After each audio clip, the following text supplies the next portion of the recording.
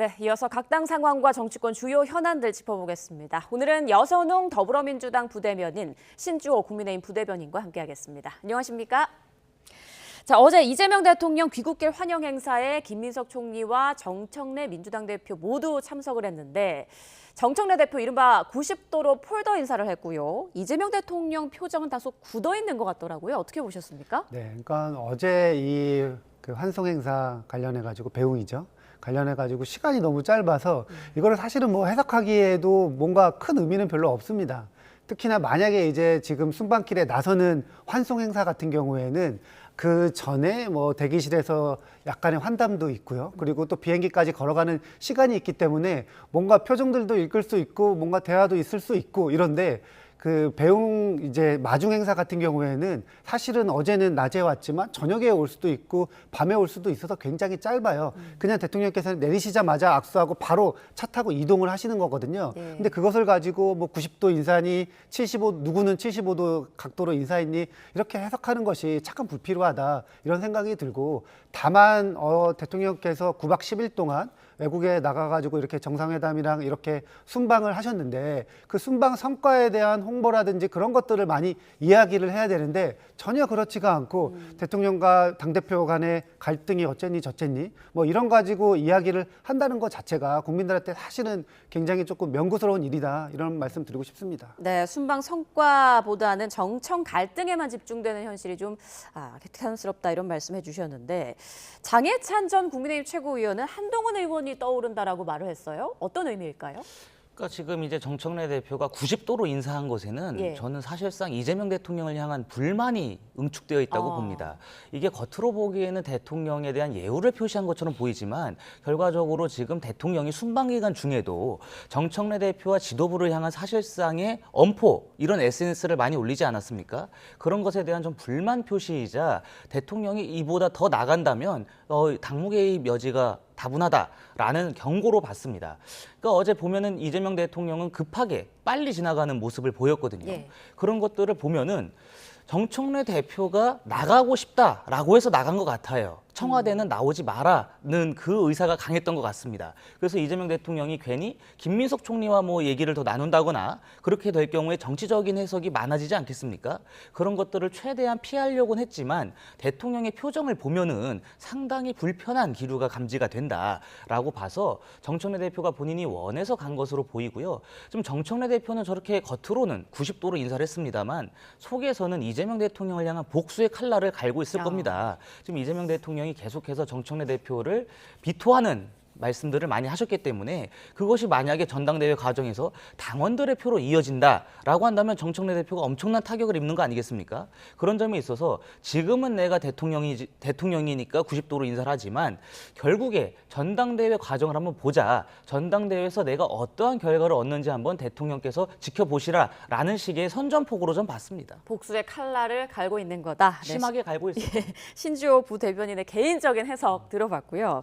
자, 그런데 정청래 대표 어제 환영 행사 뒤에 참석한 의총에서 또다시 이 대통령에 대한 극찬을 쏟아냈는데 이후 의원들과에 대하여서 또 의미심장한 말을 했습니다. 흔들리지 않는 인생 어딨느냐. 도종환 시인의 그 시 구절을 인용했어요. 이건 또 어떤 의미일까요? 그러니까 지금 대표께서 계속해서 뭐 월드 클래스라든지 아니면 갑자기 이제 원래는 뭐 노무현 대통령 시계를 차다가 이번에는 뭐 이재명 대통령 시계를 찬 모습이라든지 이렇게 이제 대통령에 대한 일종의 이제 구애는 하고 있지만 또 어느 한편에서는 뭐 정권은 짧다라든지 아니면 어제처럼 뭐 흔들리고 가는 게 인생이다 이렇게 이야기를 하시는 모습에서 예. 여러 가지 이제 해석이 나올 수가 있는 거죠. 그렇다고 하면은 지금 정청래 대표께서는 지금 이재명 대통령의 큰 뜻, 이재명 대통령이 순방 기간에서도 여당 대표의 방향성, 그러니까 여당에 대한 책임론 뭐 이런 거 많이 이야기하셨잖아요. 여당은 큰 그릇이 돼야 된다.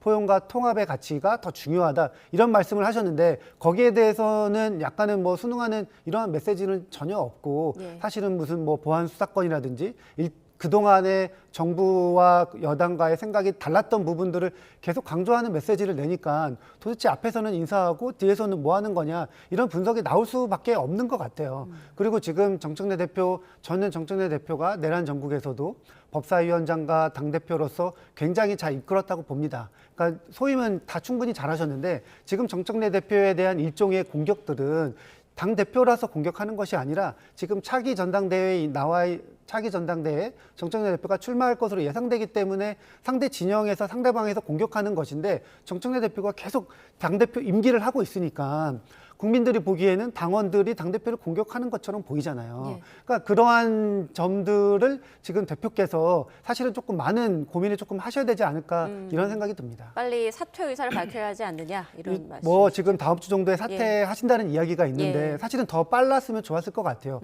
왜냐하면은 지금 전당대회 출마를 하실 거기 때문에 네. 결국에는 전당대회 앞두고 감독이 선수처럼 뛰는 것처럼 보이잖아요. 그렇기 때문에 저는 임기 잘 맞추셨기 때문에 그냥 빨리 사퇴하고 전당대회 준비하시는 게 지금의 이 모든 갈등을 해소할 수 있는 길이 아닐까 이런 생각이 듭니다. 네, 정청래 대표가 지금 이 상황에서 그러니까 이재명 대통령의 당무 개입에 대한 그런 주장이 나오는 상황에서 내가 불출마하면 대통령에게 해가 된다 이런 뜻을 내비쳤다고 하는데 맞습니까? 그러니까 그게 이제 아마 뭐 정청래 대표 측에서 그런 이야기를 했다고 언론 보도가 나와 있는데 저는 사실이 아닐 거라고 봐요. 매우 만약에 사실이라고 한다고 하면 매우 부적절하죠. 본인의 출마와 대통령과 청와대의 관계가 무슨 상관이 있습니까? 지금 대통령께서 여러 가지 밝히신 여당에 대한 이 방향 설정의 의제 관련해서 거기에 동의하거나 동의하지 않으면은 본인이 거기 전당대회에서 평가를 받으면 되는 것인데 그 관련해 가지고 나의 출마가 대통령한테 부담을 덜 들어드리기 위해서 출마하는 것이다. 결국에는 그런 말을 하는 것인데 사실이 아니지 않을까요? 네. 알겠습니다. 자, 이 대통령 오늘 순방과 관련해서 또 직접 브리핑을 할 예정이라고 하는데 여기에서 여당을 향한 메시지가 또 나올 것인지 어떤 메시지 예상하세요? 기자들과의 질의응답을 하다 보면 예. 필연적으로 질문이 나올 것이고 거기에 따라서 대통령이 어느 정도 수위의 입장을 내시느냐 거기에 주목을 해봐야 된다고 저는 봅니다. 하지만 대통령이 통상 해외 순방을 마치고 귀국을 하게 되면 여야 대표를 초청해서 이번 해외 순방의 결과 이것들을 공유하지 않겠습니까? 그럼에도 불구하고 이제 어제 귀국을 하고 바로 이튿날 기자간담회를 열어서 혼자서 입장을 내겠다라고 한 것 자체가 저는 여당을 향한 불만이 여기에 담겨 있다고 봐요. 보통 이제 여당 대표라든지 야당 대표라든지 모아놓고서 이야기를 한 다음에 순방에 대해서 어떠한 입장을 밝히시는 것이 관례였고 통상적이었는데 그렇지가 않고 지금 대통령이 혼자 여신다? 그것은 뭐냐면 여당 대표와 같이 있는 그림조차도 만들어주지 않겠다라는 측면이 전 강하다고 봅니다. 그러니까 이런 상황에서 지금 정청래 대표가 뭐 흔들리지 않는 인생이 어디 있느냐 이런 얘기 한 것은 저는 두 가지 차원이라고 봐요. 첫 번째는 이제 약자 프레이밍을 강화하는 겁니다. 어제 90도로 인사를 했고 지금 본인이 실현과 핍박을 받는다. 그거 아니겠습니까? 필연적으로 우리 대중들은 강자와 약자 간의 싸움에선 약자 편을 들기 마련입니다. 동정표가 생기잖아요. 근데 지금 90도로 인사를 했고 대통령으로부터 온갖 모진 핍박과 그런 겁박을 받고 있는다라는 것을 보여줌으로써 본인이 약자가 됐다라는 측면을 강화하는 것 같고 또 동시에 도종환 시인의 시를 인용한 거 아니겠습니까? 예. 도종환 시인은 다들 아시겠지만 문재인 정권 때 문체부 장관을 했던 분입니다. 친문 진영이에요. 그러면서 세력 규합의 차원도 있겠죠. 여러 가지를 고려해보면 정청래 대표는 이번 싸움에서 물러날 의지가 없다라는 것이 여실히 보이고 그 물러날 의지가 없는 상황에서 본인이 대통령으로부터 온갖 실현을 받고 있다라는 것을 강화함으로써 전당대회의 전략을 짜고 있다. 이번에 지더라도 자기가 출마해서 전당대회에 나가서 무언가 정치적인 역할 그리고 이 견고한 지지세를 보여주겠다라는 의지를 지금 공고히 하고 있는 것 같아서 네. 앞으로 민주당의 당청 갈등을 저희가 좀 흥미롭게 지켜볼 수 있을 만한 대목이 많은 것 같습니다. 네, 순방을 마치고 귀국한 이재명 대통령 앞으로 내치에 집중할 것으로 보이는데 오늘 브리핑에서 어떤 내용을 밝힐지 어떤 메시지를 낼지 좀 지켜보도록 하겠습니다. 자, 이번에는 국민의힘 장동혁 대표를 좀 얘기를 해봐야 될 텐데 입원을 했더라고요. 많이 아픈 건가요? 일단 그 단식 투쟁의 여파가 좀 있는 것 같고 예. 그리고 이번 그 선거 과정에서도 좀 무리를 하신 것 같습니다. 여러 건강상의 이유가 있는 것 같아서 이번에 입원을 하셨는데 이 입원을 함으로써 지금 장동혁 대표에게 제기되고 있는 그런 사퇴 촉구, 책임 논란 이런 것들로부터 단기간에 피해갈 수가 있겠죠. 예. 하지만 이것이 입원이 길어지다 보면은 지금 당내에서 일어나고 있는 여러 의견을 묵살하고 그런 것들을 회피하려고 하는 것 아니냐라는 더 큰 비판에 직면을 할 수도 있습니다.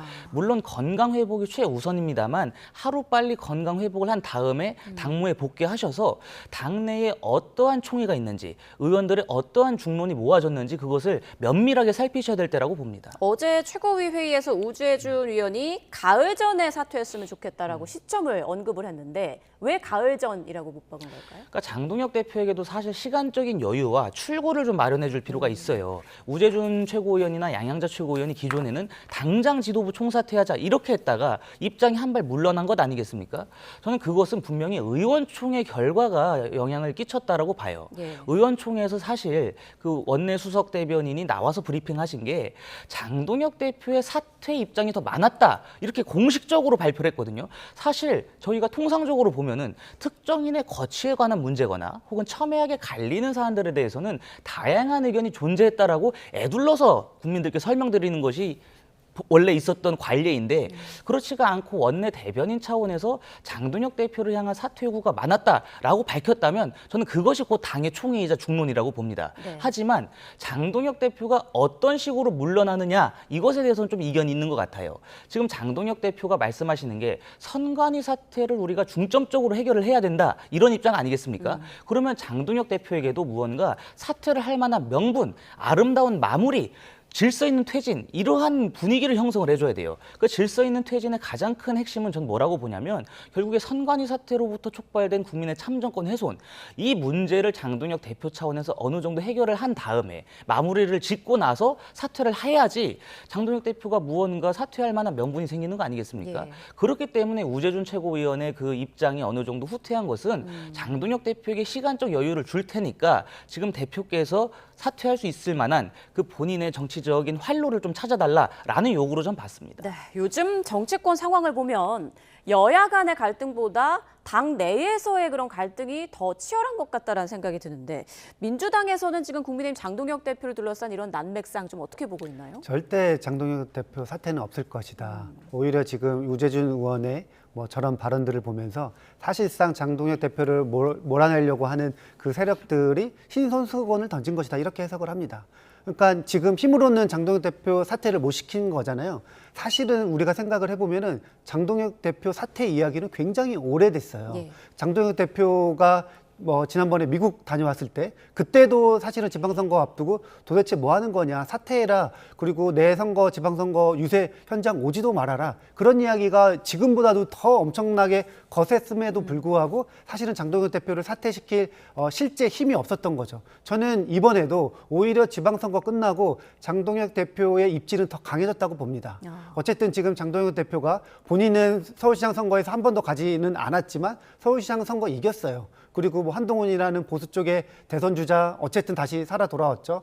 그러니까 장동혁 대표한테는 좋지는 않지만 지금 국민의힘 입장에서 보면은 이번 선거 진 거 맞아? 이런 이야기 나올 수가 있어요. 그리고 지금 여러 여론조사에서 국민의힘 여론조사 지지율이 지금 민주당에 앞서는 이런 결과도 있고 지금 생각을 해보면은 지방선거 이전보다 상황이 더 좋아졌습니다. 장동혁 대표 입장에서는 국회의원 의석수 늘었고요. 그런데 왜 사퇴를 하죠? 그리고 지난번에 바로 직전에 어쨌든 이게 가늠자였는데 원내대표 선거에서 이른바 친한계들이 미는 후보들이 떨어졌습니다. 결과적으로 장동혁 대표와 크게 큰 뜻을 같이 한다고 볼 수 있는 정정식 원내대표가 당선이 된 거예요. 그러면 그때 이미 당원들의 총의는 모아졌다. 장동혁 대표 사퇴시킬 힘이 없다. 이렇게 결론이 난 상황이다. 이렇게 보고요. 오히려 지금 가을쯤에 사퇴하라는 이야기가 장동혁 대표 입장에서는 이제 항복선언을 했구나. 이렇게 들릴 것 같습니다.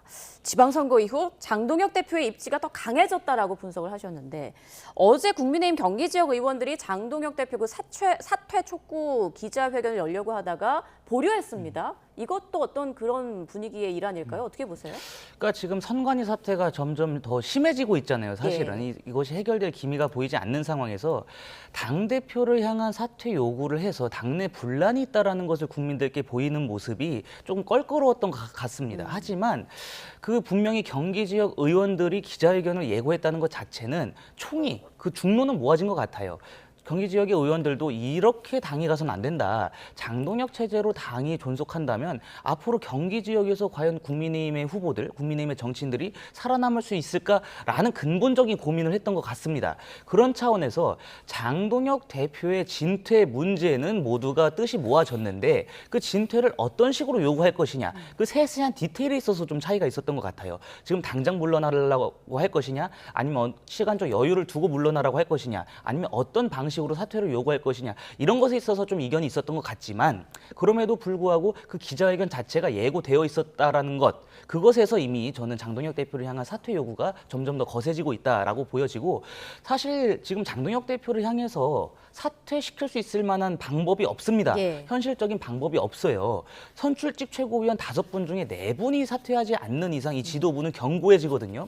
그런데 좀 김민수 최고위원 같은 분은 명확히 사퇴하지 않겠다라고 밝힌 반면에 우재준 양양자 두 최고위원은 당장 사퇴하자라는 강경한 입장을 내비쳤거든요. 그럼 핵심 키는 누구냐? 여기 보시면 알겠지만 신동욱 최고위원과 김재원 최고위원입니다. 근데 이 두 분은 국민의힘이 앞으로 의원총회라든지 여러 여론을 수렴하는 과정에서 충분히 입장이 바뀔 수도 있다라고 저는 봐요. 신동욱 최고위원은 현역 의원이고요. 김재원 최고위원은 전직 다선을 지냈던 국민의힘의 중진 의원입니다. 이 두 분은, 신동욱, 김재원 최고위원 두 분은 의원총회에서 도출된 결론의 무게감과 중압감을 아시는 분들이세요. 네. 의원총회를 통해서 의원들의 총의와 중론이 모아지고 의원들의 공감대가 어느 지점에 형성되어 있는지를 제깍제깍 포착해서 그것을 따라갈 수 있을 만한 분들이거든요. 그래서 앞으로 의원총회 과정에서 장동혁 대표와 지도부를 향한 이 책임론이 더 거세지다 보면은 저는 이 두 분이 결국에 사퇴로 마음을 바꾸실 거라고 봅니다. 그렇군요. 하지만 최고위원, 선출직 최고위원 5분 중에 4분이 사퇴를 해서 이 지도부를 와해시키는 그러한 과격한 방식까지 가야 되느냐, 아니면 그 전에 무언가 정치적인 해법, 활로를 찾아서 장동혁 대표의 결자 해지를 이끌어내느냐, 그 차원이라고 저는 보는데, 어찌되었든 장동혁 대표도 아름다운 마무리를 하실 수 있게끔 당내의 정치력을 발휘시켜야 될 시점이라고 좀 봅니다. 네, 이 부분도 짧게 여쭤볼게요.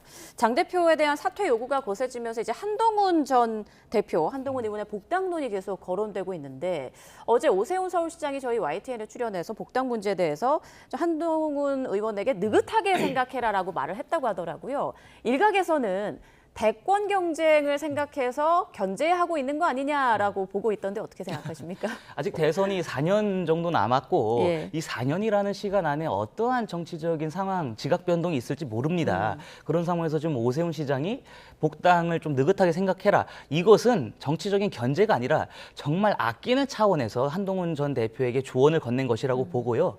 지금 한동훈 전 대표의 복당 문제가 점점 공론화가 더 심해지면은 모든 당내 이슈가 거기로 빨려 들어갑니다. 한동훈 복당 이슈가 다른 이슈들을 빨아먹는 형국이 될 수가 있어요. 그렇게 돼버리면 이번 지방선거 결과에 대한 냉철한 분석, 평가, 이런 것들이 이루어지지가 않고 오히려 당내 계파 갈등, 당내 분란이 더 극심화될 수가 있거든요. 그런 차원에서 일단 우리가 지금 할 것은 이번 지방선거 결과, 국민들께서 내리신 국민의힘을 향한 평가를 냉철하게 분석하는 것이 우선이다라는 차원이고, 그런 측면에서 한동훈 전 대표도 복당을 서두르지 않겠다라는 입장을 좀 보이지 않았습니까? 지금 한동훈 전 대표는 분명히 야권의 소중한 보석 같은 존재 중에 한 분이라고 좀 봐요. 유력한 대권 주자이고 또 분명한 그런 파워가 있는 분이기 때문에 굳이 국민의힘에 입당하지 않고도 이재명 정부를 견제하거나 대여 견제, 그리고 여당의 폭주를 막을 수 있을 만한 능력이 충분한 분이기 때문에 저 개인적으로는 굳이 복당을 지금 서둘러야 되나? 아니면 차라리 당 외연에서 같이 국민의힘과 발을 맞추고 공조하면서 이재명 정부의 폭거를 막는 데 앞장서야 되냐? 이 차원에서는 굳이 복당을 서두를 필요는 저는 없다고 봅니다. 네, 자, 마지막 질문은 두 분의 의견 함께 들으면서 좀 마무리를 해야 될 것 같습니다. 오늘 그 선관위 진상규명위의 활동이 종료되죠. 오후에 최종 조사 결과를 발표한다고 하는데, 이번에 뭐 공개된 투표록을 보면 선거 날의 혼란이 그대로 드러났고, 그리고 외유성 출장 논란도 거론되는 등 상당히 이런저런 논란이 많이 잇따랐습니다. 자, 여야가 이에 대해서 앞으로 앞으로 어떻게 좀 대응해야 할지 두 분의 의견 좀 들어보겠습니다. 네. 이번에 이제 여야가 한 목소리로 이 문제 선관위 사태에 관련해 가지고 해결을 보자 이렇게 마음을 먹었습니다. 그래서 이제 국조도 출범을 하고 예. 국조위원장은 지금 국민의힘 윤상현 의원이 맡게 되어 있습니다. 아무튼 지금 이 문제 같은 경우에는 심각한 참정권 훼손 문제가 있었기 때문에 여야도 이 국민들의 인식에 대해서 충분하게 엄중함을 잘 알고 있는 것 같아요.